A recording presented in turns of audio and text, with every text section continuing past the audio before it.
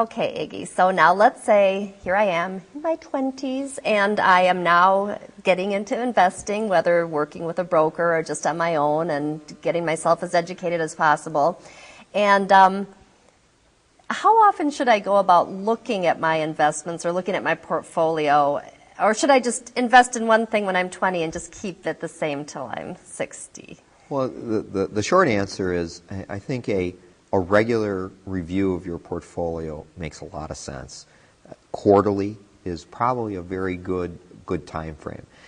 Investing, there's a certain emotion to investing. And maybe putting it in context of the current market environment, as the market has fallen and stock market has been a very difficult place, a lot of people don't like checking their investments. They're fearful of how much money did I lose, or am I not smart, or however the emotions that arise with it. On the flip side of that, when the market is doing very well and the stock market's going up every day, people like looking at their statements and saying, boy, I'm getting richer, I'm smart, I made a good investment. So it's really important to encourage all investors, if you're young or old, to really try to take the emotion out of investing first, and then look at your investments very honestly and calmly and collectively.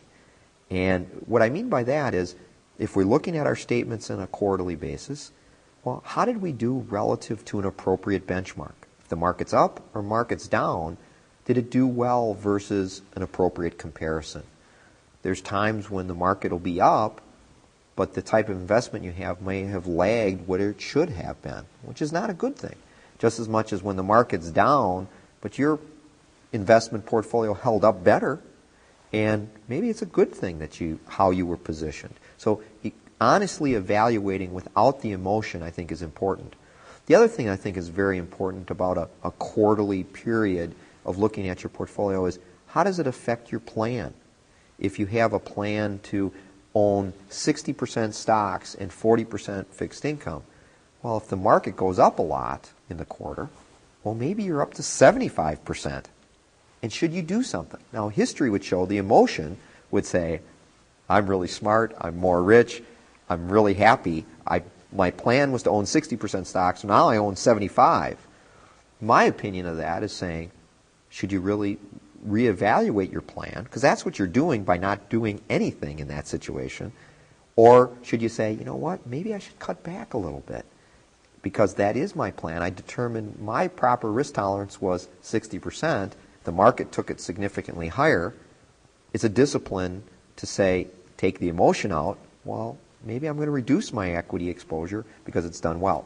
Vice versa, in what we've seen in this recent market, as the market has fallen, and maybe, again, I got a 60% target of stocks, and the market's taken it down to 50, well, should I consider buying in that situation? It's not the normal emotion you have. You see the market go down, you're thinking, oh, I don't want to lose anymore. You see the market go up, you're patting yourself on the back, and you're saying, I'm really smart and wonderful. So to me, that quarterly discipline, doing it without emotion, doing it with the right information of comparing it to a benchmark or appropriate comparison, I think is very important for all investors to do on a regular basis. So doing it kind of on a regular basis then, rather than just, well, I'm 21 and I think I'll evaluate my stocks again when I'm 31. It's probably not the best way to go. More of a slow and steady, regular, keeping your eye on things. But as you said, not to just panic and make crazy rash decisions, because there has to be some, I mean, nothing's absolutely guaranteed, right? And as you have pointed out, as history has showed, things fluctuate. And I would also include a reevaluation of your plan. I threw out the basic example of 60%. Well, as time goes on, maybe you should increase your equity exposure. So also part of that quarterly review on a regular basis, saying, well, is this still appropriate for me based upon what's happened? Let's say I'm 30 years old and I set a plan and I do well with that plan. But let's say I do really well in my career and I'm making more money than I thought. And my Aunt Sally left me money. Well, then maybe you can take on more risk, and maybe that investment plan you set up a year or two ago versus how things evolve. So also evaluating the longer term goals too as part of your regular review of your portfolio, I think is very important. Okay.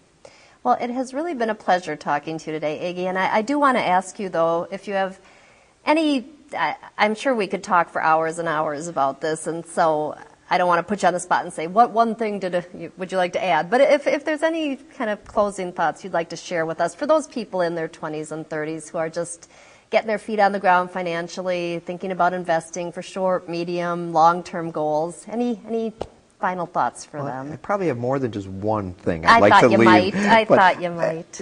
I think sort of almost thinking about a lot of the key things we talked about, starting off with a good budget and developing a good cash basis before you take on risk makes all the sense in the world. Thinking about saving versus spending or creating financial flexibility is very important.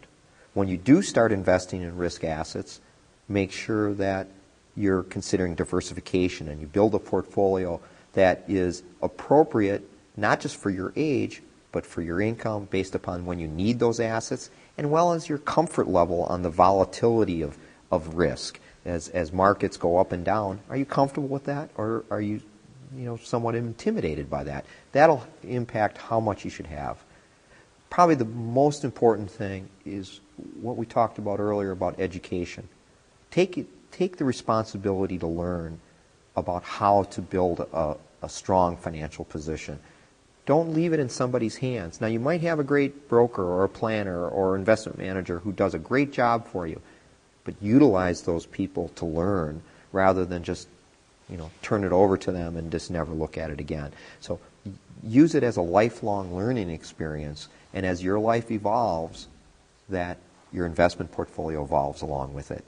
So if it's from cash to the amount of risk to the amount of savings to educational opportunities, I think I would really encourage anybody in their 20s and 30s to consider those things.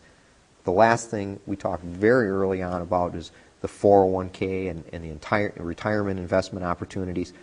Again, research that through your employer. Ask your coworkers, do you do the 401k? How much do you put in? Is it a good deal? Is the company offer any kind of incentives as a match?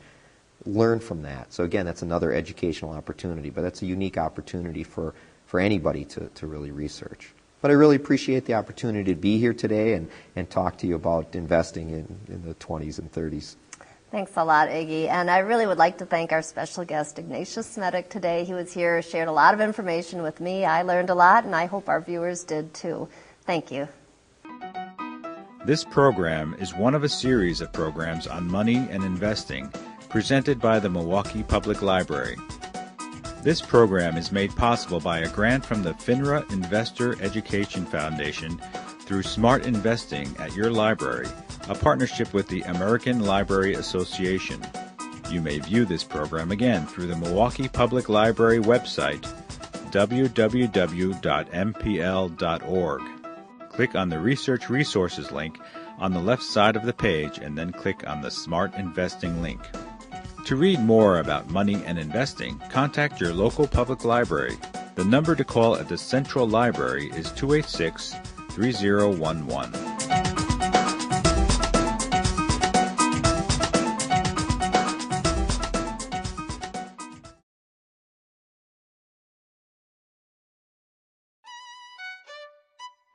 This has been an MCM Productions program.